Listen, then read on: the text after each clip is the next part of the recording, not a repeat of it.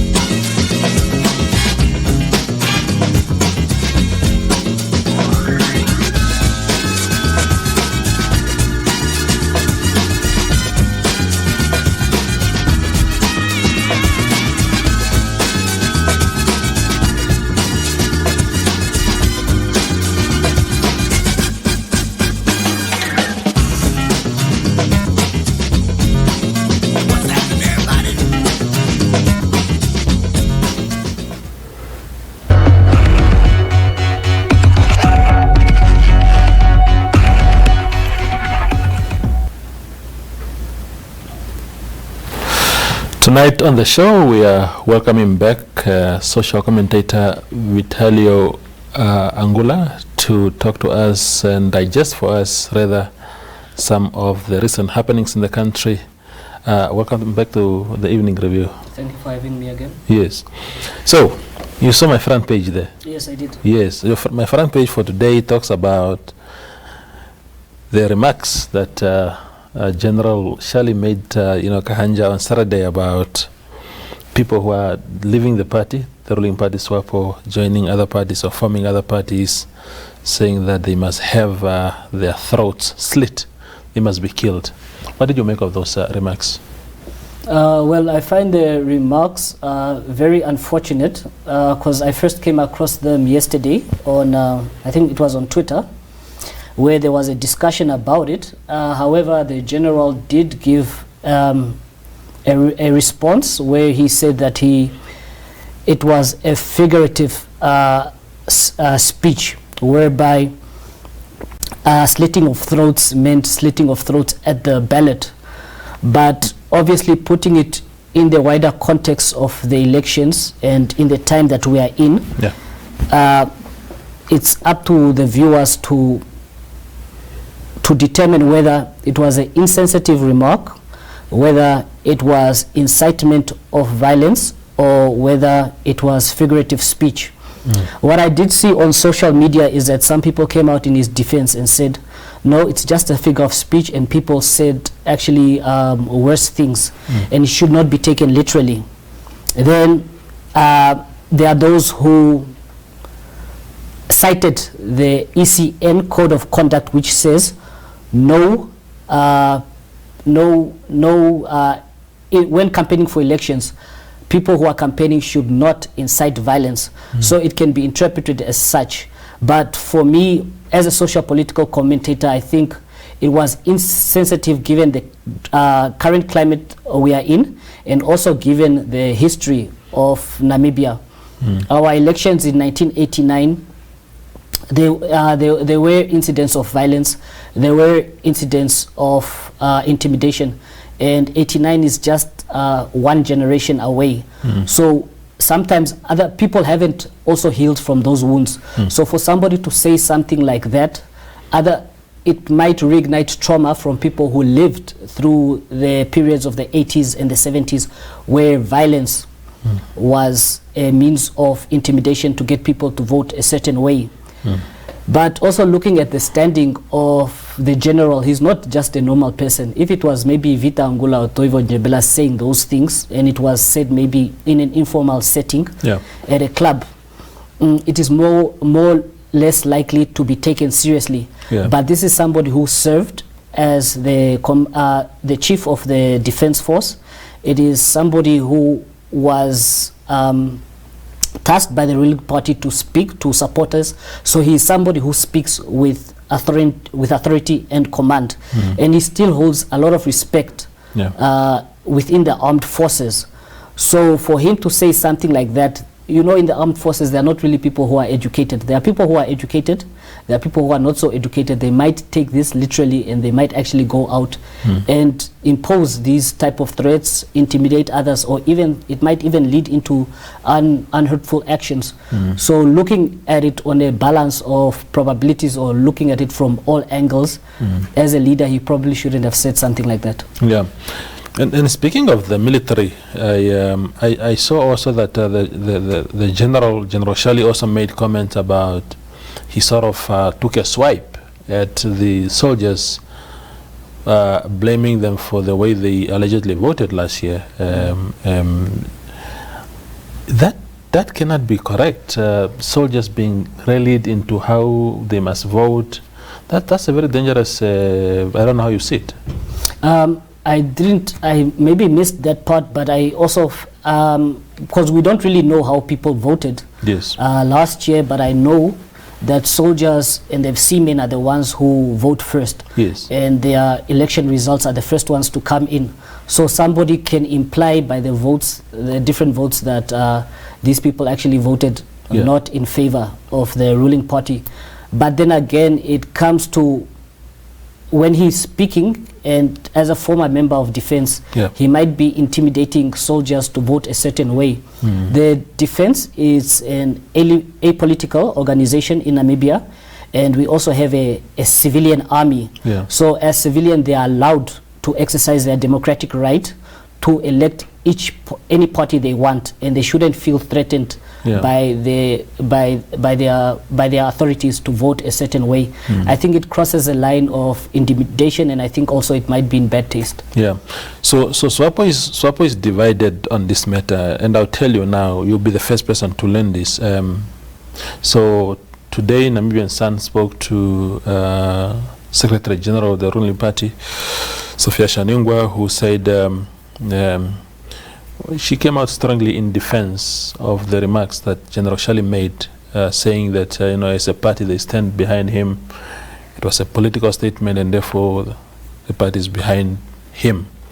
And then on Sunday evening, yesterday, Mandela Kapere, Swapo member of parliament, came out with quite a comprehensive analysis of what he made of those remarks, saying they were unfortunate, and actually urging General Shalli to withdraw those comments.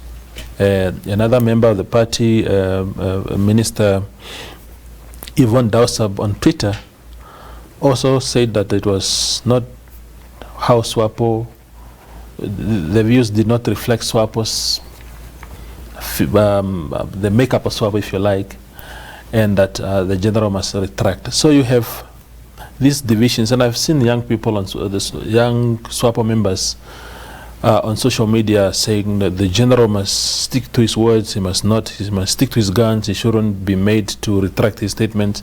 So the party is divided. What is the best way to actually have a party speak? Of course, Swapo is a diverse organization, it has diverse membership and people with different thinking. But what does it say also that the party is so divided on those remarks? I wouldn't say the party is divided on the remarks, because the party didn't come out with a formal press release regarding the remarks. Sophia Shaningwa, as a Secretary General of the party, she can speak on behalf of the party, and she speaks with authority. So if she comes out in defense of these remarks, even though they are without looking at them deeper, if they may be construed as wrong, it would mean that we take care of our own, regardless of the feelings of the citizens of this country. And it always brings the question of separating country from state. But then one shouldn't be surprised by the remarks of Sophia Shaningwa, because she has also been on record calling people, I don't know, Oshipuka, Denga Oshipuka. She's known as Meme Denga Oshipuka. Yeah. So people don't expect anything higher from her. And then when we go now to Mandela Kapere urging Shalli to withdraw the statement, I think from a young leader, he's probably 37, 38, one of the youngest, you can still say youthful, for him to come out and actually speak and say that this is not acceptable. I think he's showing fortitude to stand for what is correct, and he's also putting himself at a he's putting himself on the line, because there can be consequences for him, because he's not going with the popular decision, and he's also being seen maybe as attacking somebody who is known as an elder, or bringing the party into disrepute. So, but who is bringing the party into disrepute here? Is it Shalli who made the remarks, or Mandela, who simply says, look, this is not how we want to be seen as a political party, advocating for violence, even if it was said in a joke or figurative manner? It depends on which side of the political divide you fall. It shouldn't be about where which side of the side. It should be really about what is correct. Yeah. You can be on either side, but still have. There are people on both both sides of the divide who will be agreeing on the principle itself. So it's not, for me, it's not a very political thing. But let me ask you this, Vitalio. Do you think that Swapo stands a good chance to attract votes when it humbles itself and say, look, this is not really the official position of the party. The remarks might have been made not with malice and malicious intent, but while we know that the general might be meant well, technically this is not what we stand for. Do you think the party, by actually coming out and admit a mistake, if this was now defined as a mistake, do you think that the party stands to lose voters or actually to gain more by actually just coming out and be honest? At this point, because we haven't really done projections of how the voters are going to vote, what we've seen is different campaigns from different parties. Yeah. So we don't know whether they are going to lose votes or not. Yeah.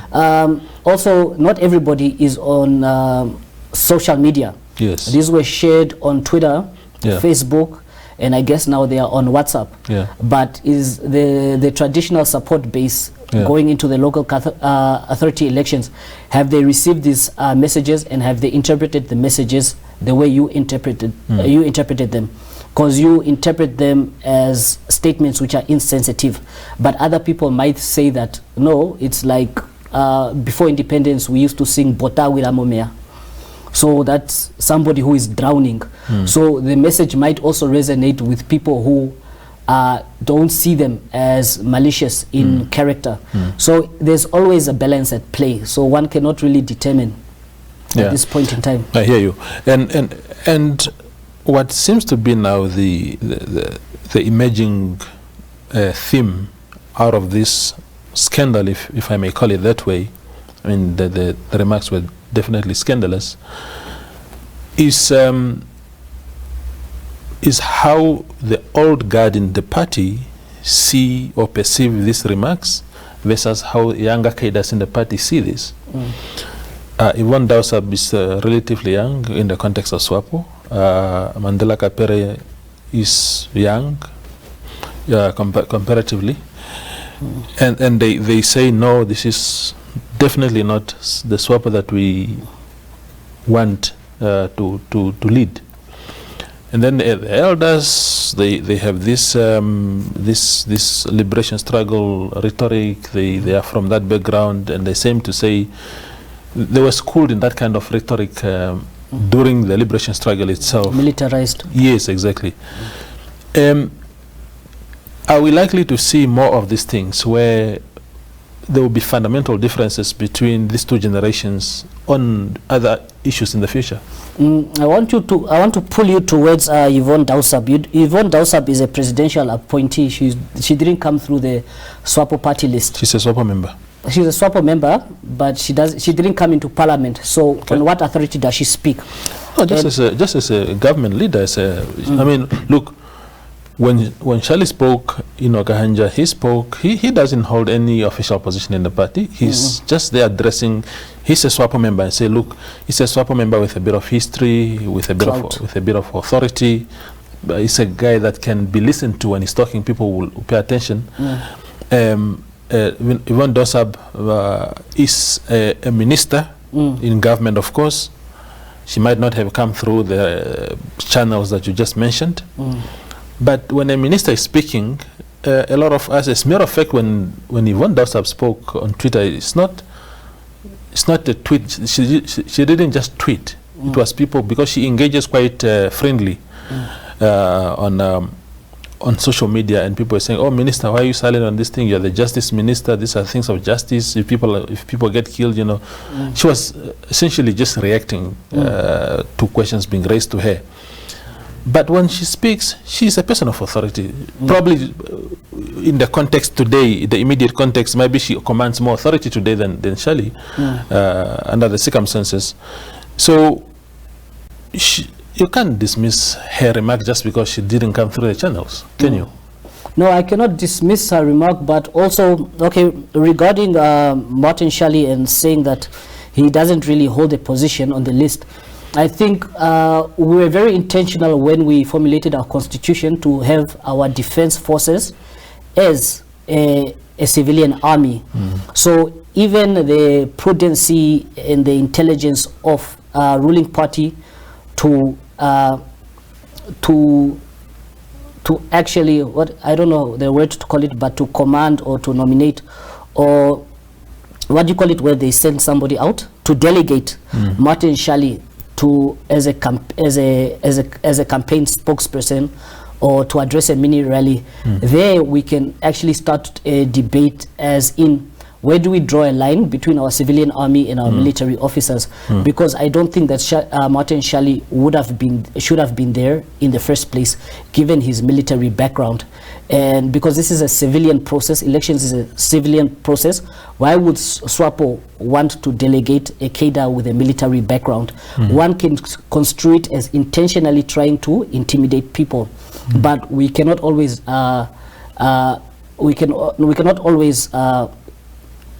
jump to conclusions, because even as a person who was a military officer who is now retired, he also has his constitutional right to engage in politics if he chooses so to. So that line becomes a bit blurred, and that is a discourse that people should actually be having. Do we really have a truly civilian army, or do we have a militaristic army? Indeed. Now, one of the things that made these remarks even more controversial is when General Shalli used the example of Ignacio Shuameni, who, like I wrote in my editorial today, he used to be a blue-eyed boy of Swapo in the 90s until he defected to COD in 1999, roundabout there. He used that as an example of a guy who spoke highly of Swapo and got out of the party, then started speaking exactly the opposite of what he used to say when he was in Swapo. Then he gave another example of Ben Ulenga in that same clip, also saying, you know, he did the same. And so it becomes even more dangerous when a person alludes to death, even if it was figurative speech, which I don't personally believe. It becomes even more dangerous when your name gets mentioned in the same line with being killed and having your throat killed. That's dangerous, isn't it? Again, I'm not influencing your thinking. I'm just saying that what is your take on that, especially when specific persons' names get thrown in the mix? Yeah, you know, in Namibia there's a tendency of dumbing down when it comes to intellectual discourse, and there's a lot of political posturing taking place. So the general might be linking Shikwamene and Ulenga because they are well known. So he's appealing to the voters' emotions. So one can construe it as political posturing. It's dangerous political posturing. I think even with Ben Ulenga and the Shikwamenis, what they have gone through in the past in terms of being intimidated, people having songs mentioning their names and stuff. There was a time in Namibia where people actually enjoyed that kind of thing, but I think as we mature more in our democracy, we now start to question ourselves, is this really the proper way to do things? Even with people knowing their laws, knowing the code of conduct for the ECN, as we educate each other, it becomes more and more unacceptable. But I think also it's like I always say, democracy is a process of growth, and as we continue to have these discourses, we as a nation start to formulate of what our character is. How do we speak to one another? How do we deal with political differences? I think last week we launched a My Nation, My Pride campaign. Now, My Nation, My Pride, it encompasses all citizens. So if I have political differences with Toivo, can I go and say as a Namibian that Toivo's throat must be slit? Or does our debate come back to the issues that I agree that media abuses their rights and he disagrees, and we debate each other on the merits and not making such dangerous statements that may incite people to violence? Yeah, I have two last questions for you. One is really the culture of these political insults, because the general yesterday in his brief public statement, alluded to insults that have come from the likes of LPM, calling former President Sam Nujoma a thug, a liar, a loser, and stuff like that, as an example of how others are sort of allowed to get away with these things while he's being demonized. He also, in his statement, the exact word that he used is zombie, which affirmative repositioning movement is very fond of using when they're attacking their adversaries.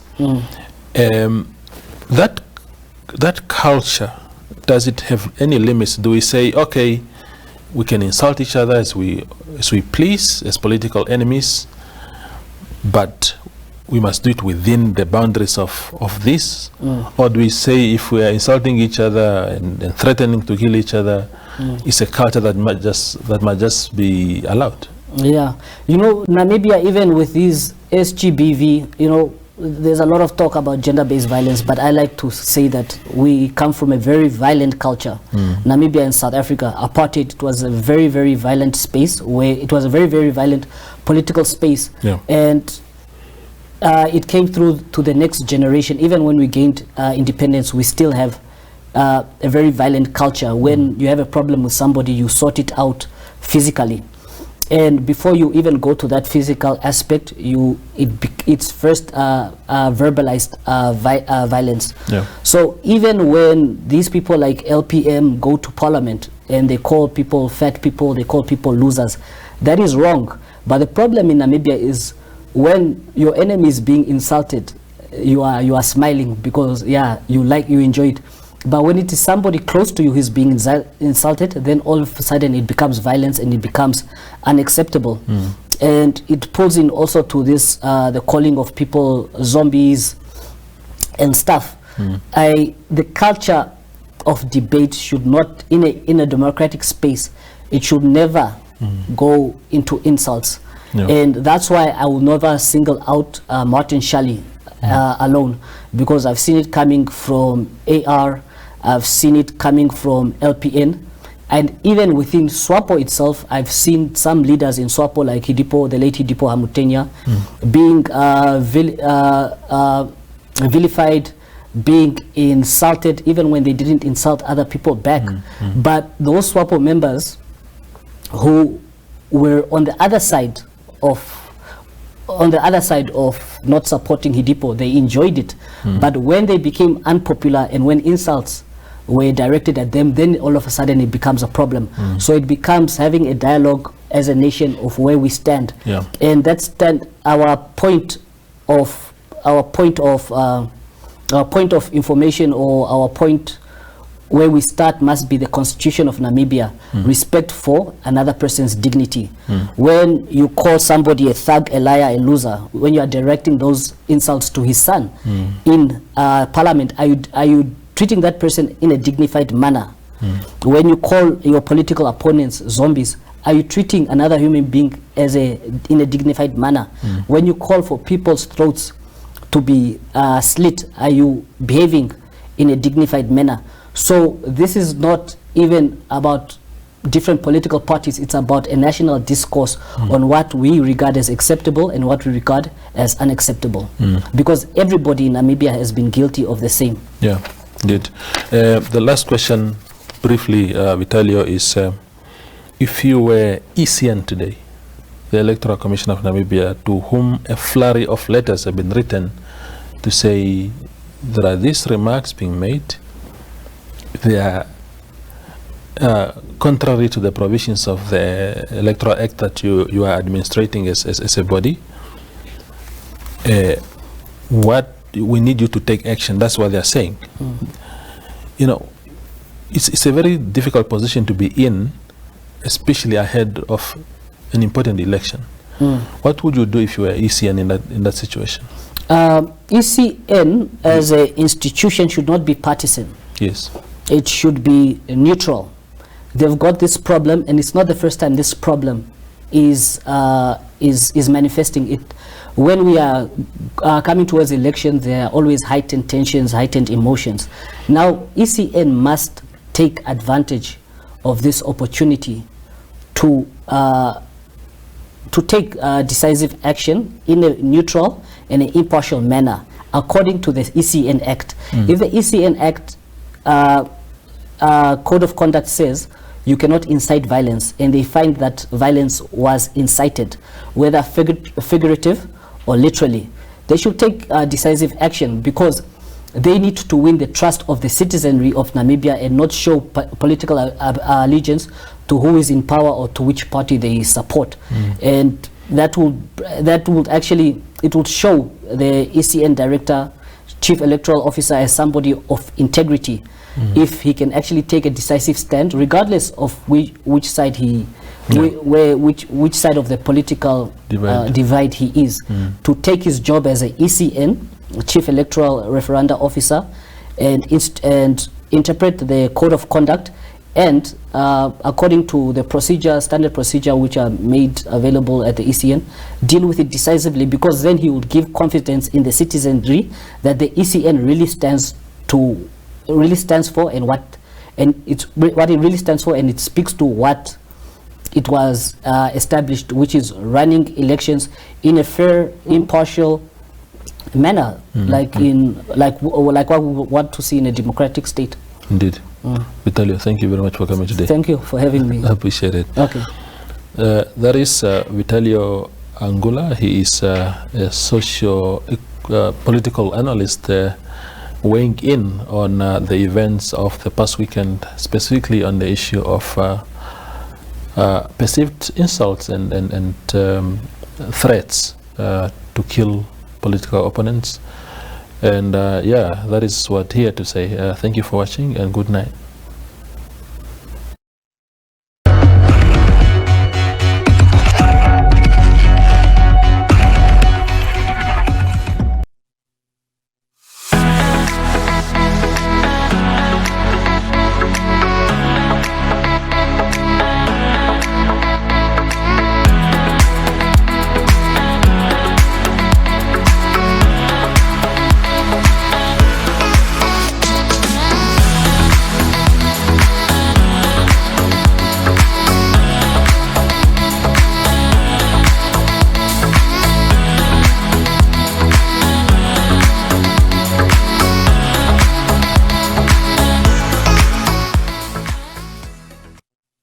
What's happening, everybody?